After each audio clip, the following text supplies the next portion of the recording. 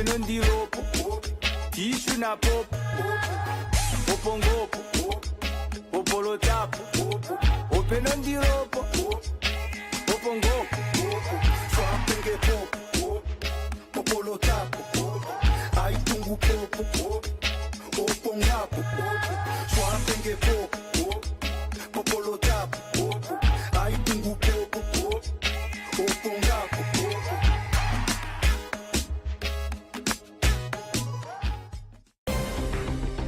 In the news tonight, City of Windhoek secures $155 million Namibian loan for new power substation to avoid load shedding.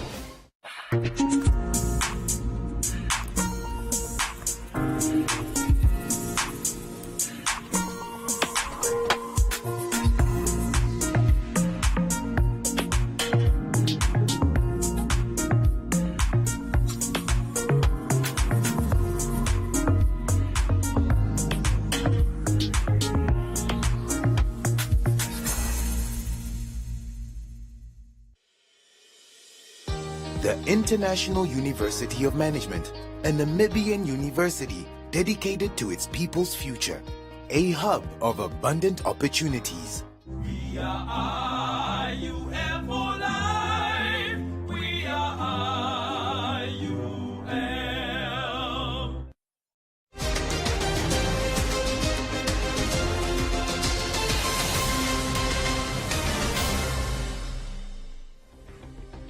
Good evening, I'm Nashawn Marenga.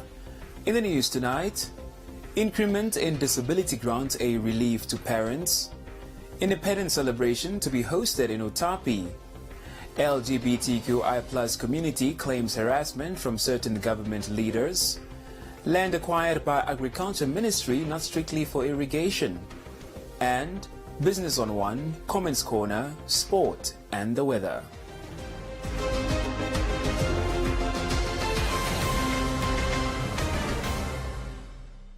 Parents of children with disabilities welcome the government's decision to increase the disability grant from $250 to $1,400 Namibian, stating this will improve the lives of the children.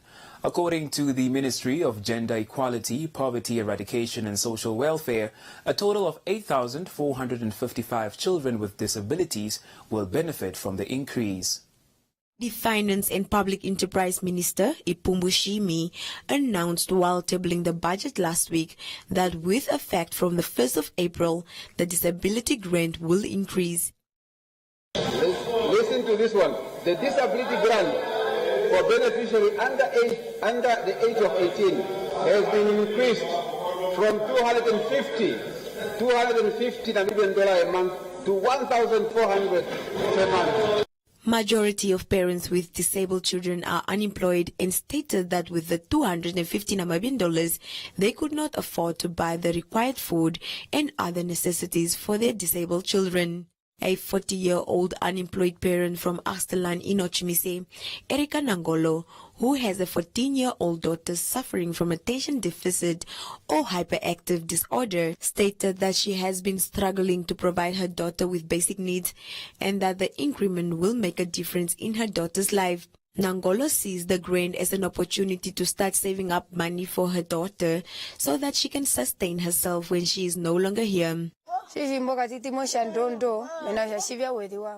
250 Namibian dollar was not enough to support my daughter as she uses diapers and needs food to eat. I'm thankful and happy that the government thought of children living with disabilities. Because of this expense, I can afford to buy her the food she needs to eat. As you can see, she does not have shoes. I'll buy her shoes and clothes. I'll try to buy goats for her and save up so that she will have something to sustain her one day when I'm gone. My baby does not have the grant yet. We will start getting it in April, as I registered late in December and was also not aware that there was a grant for disabled children. The grant will assist me, and as long as my child eats well, I will buy food for him. The food and fruits that the doctor recommends, he eat. I thank God there is such a grant. If the money comes, I will start a business selling chips so we can survive. From the income I get from selling chips, I will start buying school shoes for him and save some money for him to go to school when he is ready. I will use the money wisely if I get it. However, an information communication technology technician, Victor Fellas, who has a 6-year-old son suffering from autism and attends occupational speech and therapy at Integrated Learning Solutions in Windhoek, said if there are enough schools that will cater for children with special needs, then the disability grant will come in handy. In my case, I have a very supportive wife, so we support each other where we can. But in terms of the government, I do think the government should come on board. I mean, for instance, now you do get people that do not have the privilege that I have. I'm in a situation whereby I can afford the school here, I can afford his speech therapy and occupational therapy sessions. But then you do find somebody that was from a very poor background, that if there was, say, an institution that is able to help kids with special needs, and it's not really at a very high cost, that disability grant can come in handy.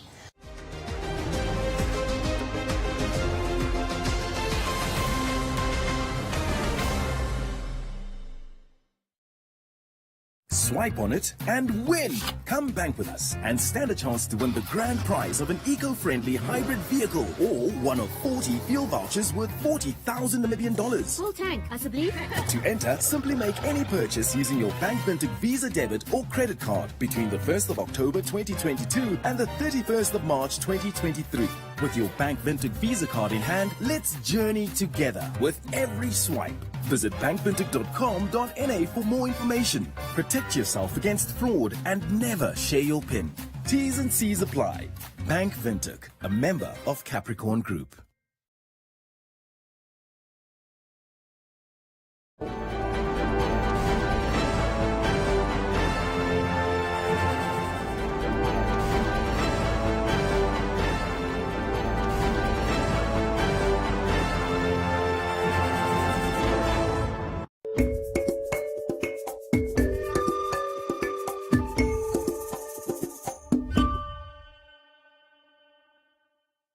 This year's 33rd Independence Celebration will be held in Utapi in the Omusati region, the Ministry of Information and Communication Technology has said.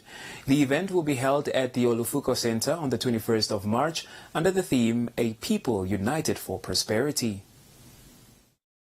In a statement issued by the Ministry of Information and Communication Technology, Executive Director Audrin Mate stated that President Hage Geingob will deliver the keynote address. Mate extended an invitation to Namibians to attend the celebration. Preparations are underway for this year's celebrations, and the government wishes to invite Namibians from all walks of life to come together and celebrate the selfless acts of sacrifice whilst reaffirming our unity and patriotism that fosters pride and duty towards the prosperity of our nation. Like other national events, the Independence Day celebrations are held in the regions on a rotational basis. You will recall that the last event took place in Swakopmund in the Rongo region last year. The public will be entertained to various cultural and music performances and other entertainment activities.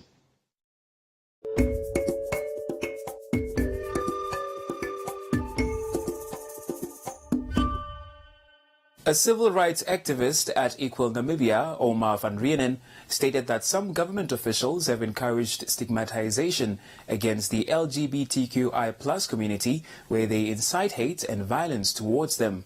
Van Rienen stated that the government has gone back on its promise to uphold equality, especially for the LGBTQI+ community.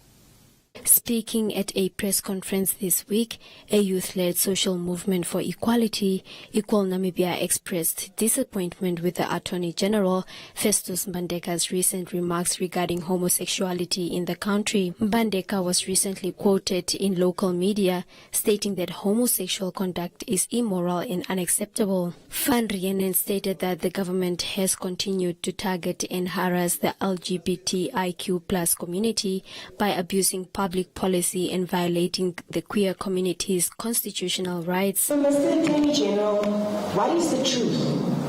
Why are we at an international platform saying one thing, that our constitution is so progressive that it jealously protects human rights, and then here at home we say another narrative?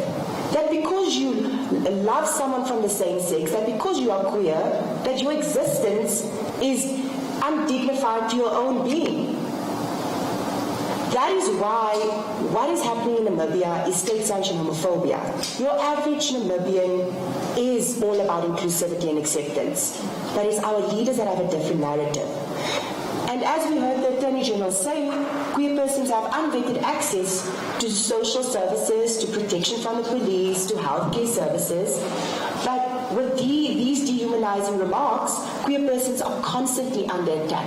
And not just by the system, but by permissible discrimination, which the government clearly has green-lighted. Managing editor at Sister Namibia, Ethne Mudge, said that LGBTIQ+ persons are a minority around the world, and legislation to protect their rights may not find the majority vote.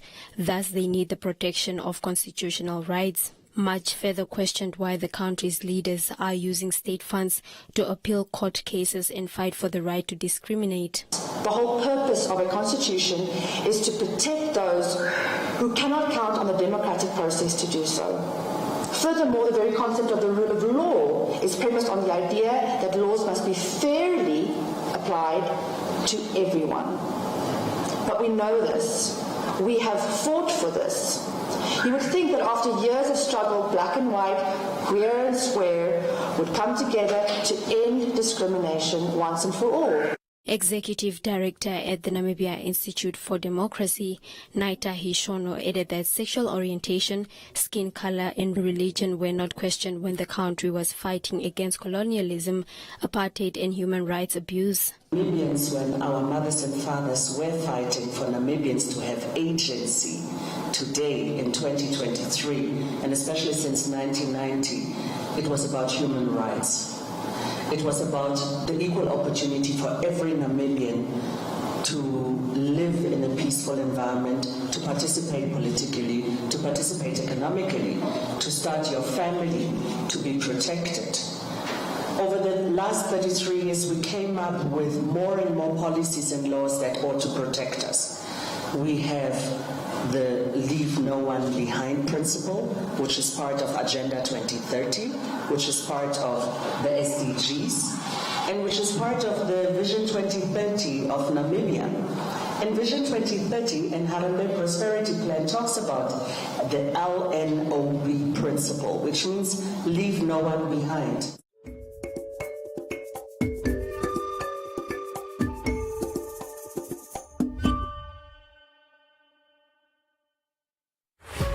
One Africa brings you Netflix, a showcase of local films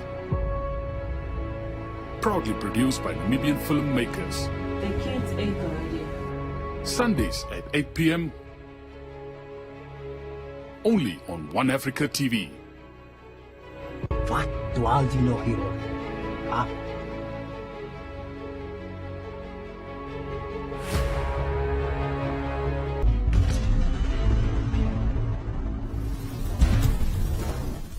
Ready?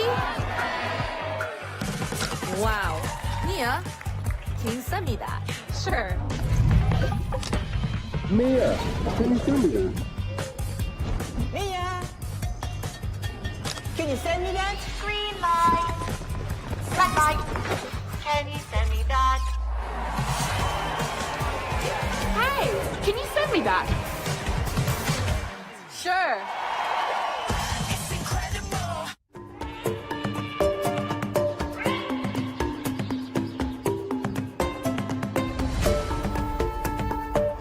The Minister of Agriculture, Water and Land Reform says that the decision to acquire land for the irrigation scheme at the Nakartal Dam in the Klaras region was based on the geographical rivers, water sources and farms in proximity to the dam.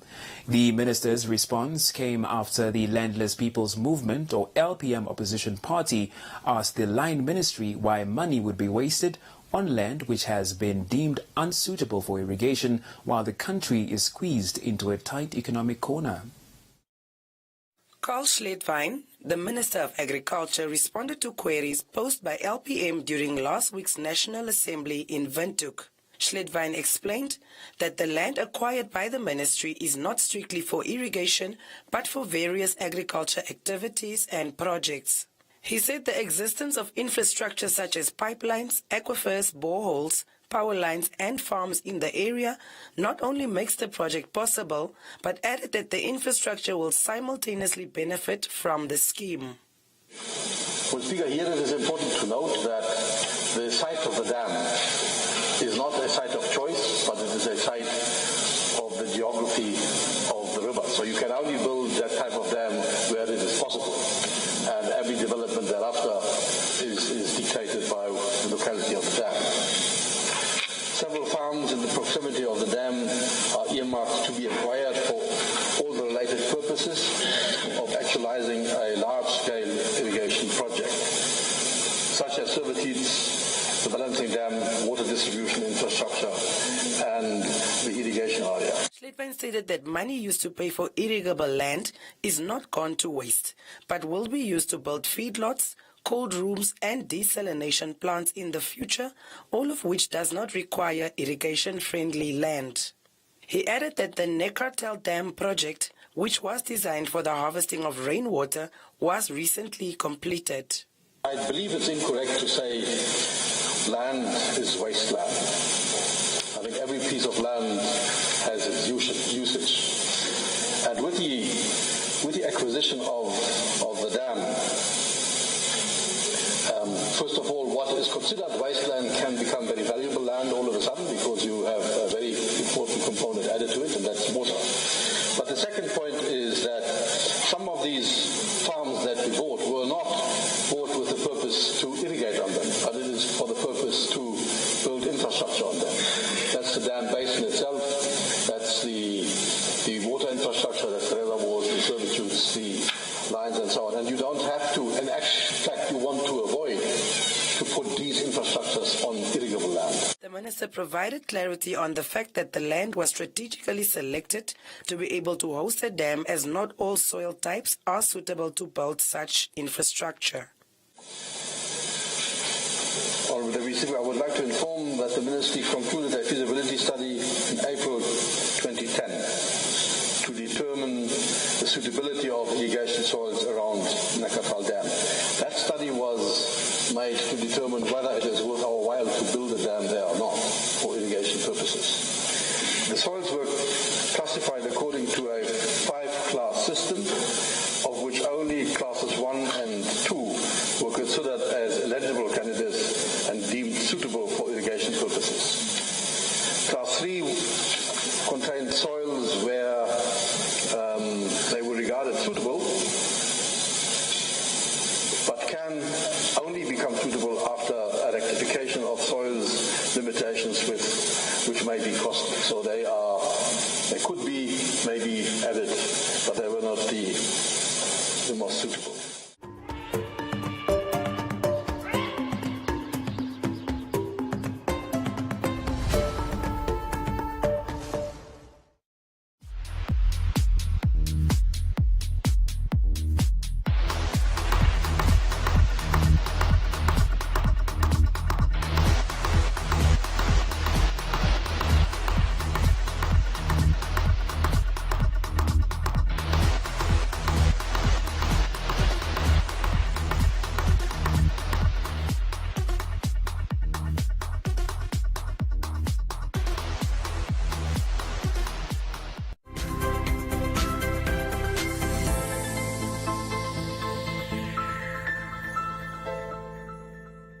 Welcome to Business on One.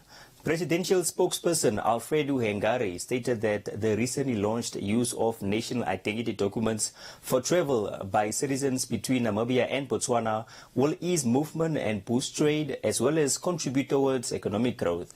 President Nakakenkop officiated the event last week at the Trans-Kalahari and Mamuno border post alongside his Botswana counterpart Mokwetsi Masisi. It is quite significant because it's a promise made and a promise kept. President Geingob is committed to the Pan-Africanist ideals of Namibia.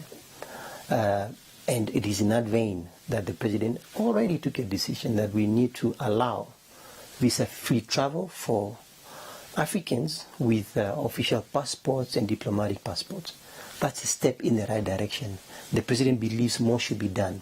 And it is in that vein that when President Geingob and President Masisi started the conversation about easing the movement of people between our two sister countries, it is about strengthening the bonds of friendship, but also boosting economic activity. Easier movement of people is good for the economy. It's good for regional integration. So that achievement is significant for Namibia and Botswana, but also the SADC region. It's a very good example for the region and also for the continent as a whole.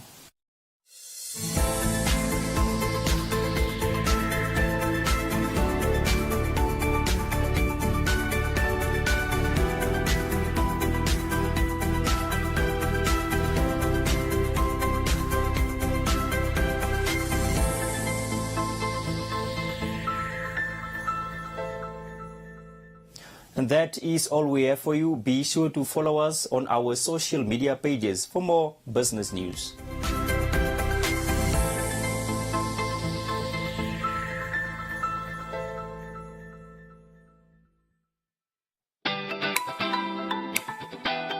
Great deals from Choppies.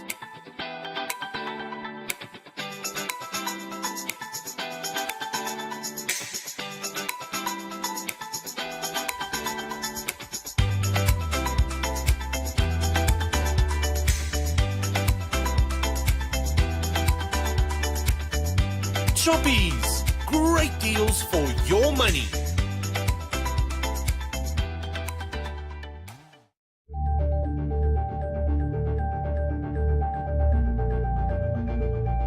And now let's have a look at Comments Corner, your daily dose of comments from our social media pages.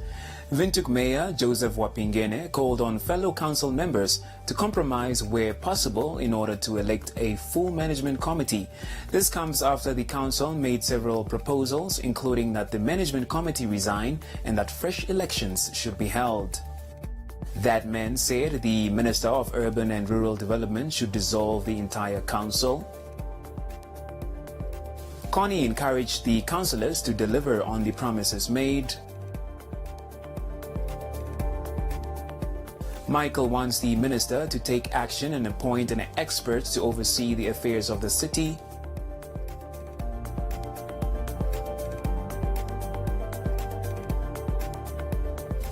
And Barrymans said it seems some people just want to be mayor.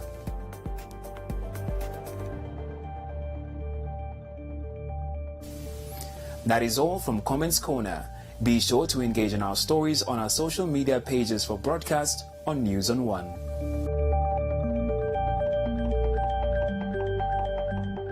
This is VOA Tech. The scary thing about traumatic brain injury is that brain cells don't grow back the same way skin cells would after a scrape. So often rehabilitation means retraining the brain to do mundane tasks. All right, ready to make the transfer now? Traumatic injury, when somebody, such as a car accident, where they're going forward, your brain is moving kind of like jello in there, and it's called coup contra coup, so it bounces. This is VOA Tech.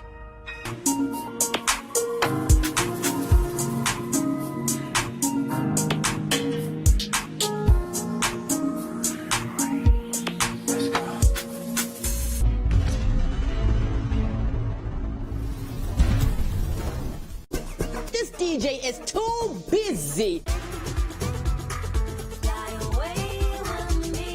we are giving you all things, everything. Our DJ is on the decks.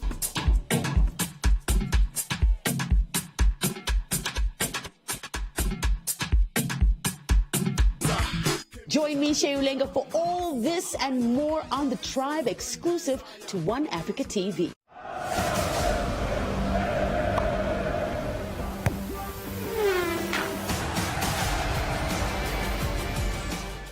And now let's have a look at some sports news.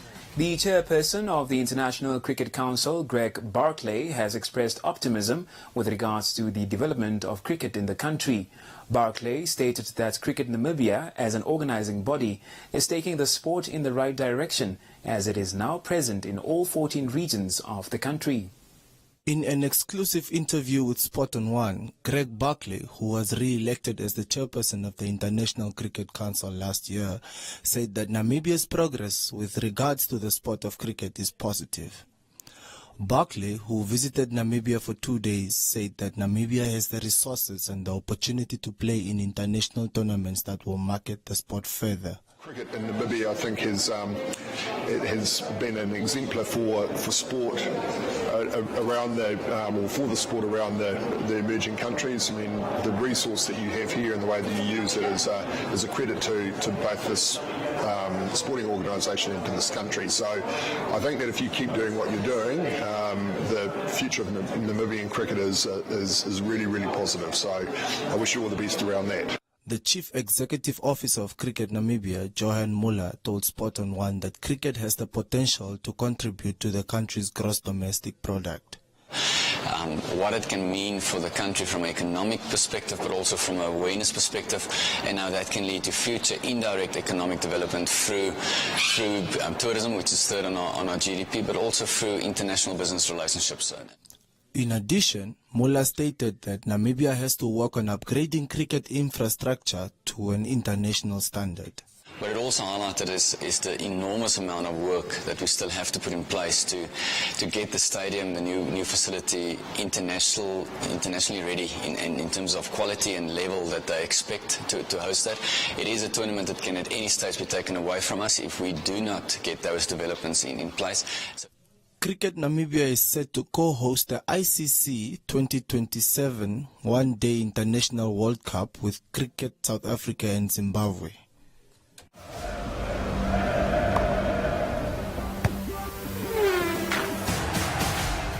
And that's all the sports news we had for you. Please stay tuned for the weather forecast.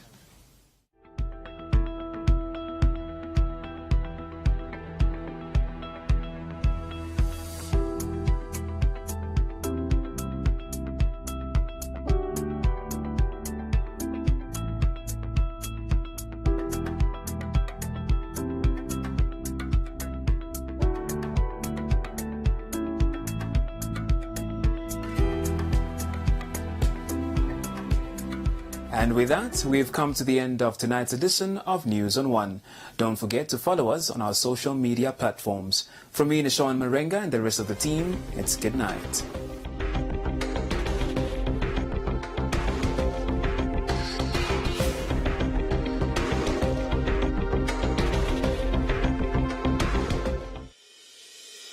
The International University of Management, a Namibian university dedicated to its people's future, a hub of abundant opportunities. We are IUM for life. We are IUM.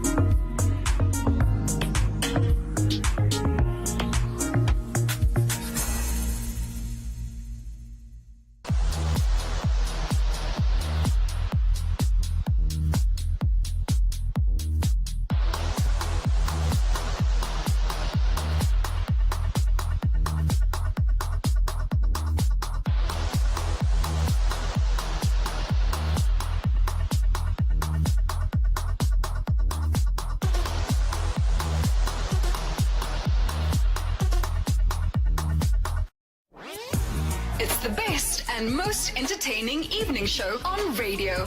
Adora and Ashawn on your inspiration station.